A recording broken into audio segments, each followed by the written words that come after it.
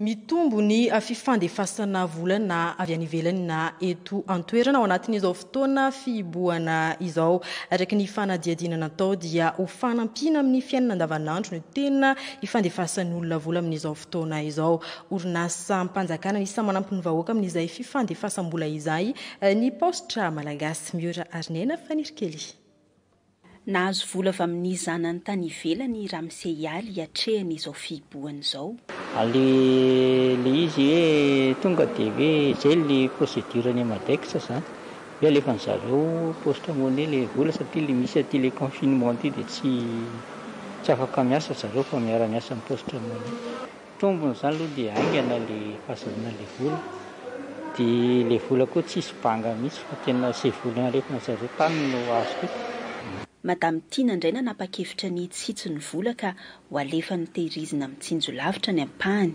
Ialana amin'le fandandaniana foana zany le satria ny sécurité an'le fiainana any atokantrano koa zany ilaina koa zany aty izy mba ny sécurité kokoa naiza dia tsy manahirana mihitsy zany ny Postra Malagasy fa raha ohatra hoe ny banky zany indraindray tsy misy amin'ny toeran-kafa. Mitombo be ny fikirakirana vola teto amin'ny Postra Malagasy hatramin'ny fiandohan'ny fihiboana. Hita mihitsy ny fivanana satria lasa niakatra ohatra ny eo amin'ny Postra Monnaie ny fikirakirana vola. Eo ihany koa ny fandefasam-bola avy any ivelany. Hita nisy fiakarana koa satria dia ny tombony atao tanisa eo amin'ny ny olona mandray vola avy any ivelany amin'ny alalan'ny poste transfert zany. Eo ihany koa ny Western Union sy ny amin'ny alalan'ny Emadex amin'ny Postra Monnaie zany dia ny tombo ihany koa tato anatin'izay vanim-potoanan'ny confinement zay.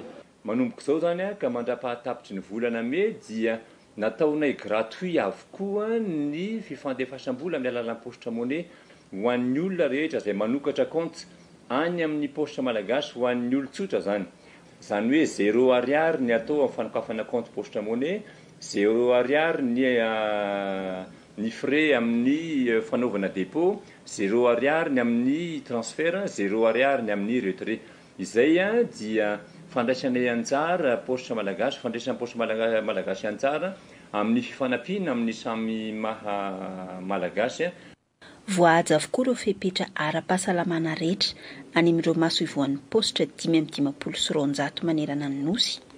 Milahatra, miditra tsikelikely ary manasa tanana amin'ny savony eo ampidirana.